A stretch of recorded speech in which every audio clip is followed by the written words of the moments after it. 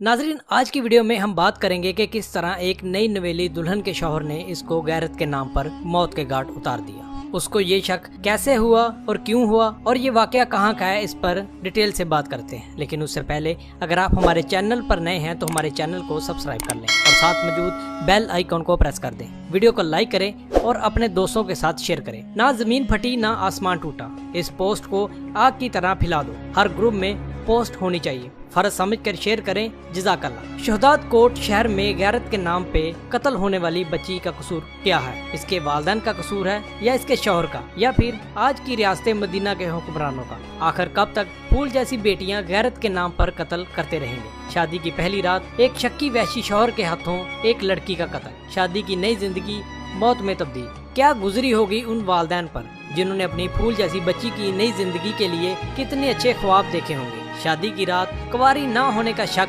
जाहलाना इक़दाम है। असल में मेडिकल साइंस ये बात साबित कर चुकी है कि ब्लड का ना आने की वजह कमजोरी या बचपन में गेम खेलते भागते दौड़ते की वजह से वो बारीक पर्दा टूट जाता है, जिसकी वजह से शादी के बाद हम बिस्तरी के दौरान ब्लड नहीं आता। मगर अफसोस हमारे माशरे में शक किया जाता है, जिस शक के सबब एक मासूम फूल जैसी लड़की को शादी की पहली खुशी वाली रात कत्ल किया जाता है। खुदारा सोचे, अल्लाह पाक हर लड़की को अपनी खास पनाह में रखे और इस जुल्म का हमारे माशरे से हमेशा हमेशा खात्मा फरमाए। आपका एक सेकंड इस वीडियो को दूसरे तक पहुंचाने का जरिया बन सकता है। मेरी आपसे आजिज़ाना अपील है कि ला हासिल और बेमकसद पोस्टें हम सब शेयर करते हैं। आज अपने माशरे का ये तलख पहलू क्यों न शेयर किया जाए? आए एक एक शेयर करके अपना हिस्सा डालें, क्या पता किसी के दिल में उतर जाए ये बात। शुक्रिया। अल्लाह पाक हम सबको हिदायत दे, आमीन। दोस्तों, इस वीडियो को जितना शेयर कर सकते हैं आप करें, क्योंकि हमारे घरों में भी बेटियां मौजूद हैं। अल्लाह पाक सबकी माँ बहनों की इज्जत और आबरू की हिफाजत करे,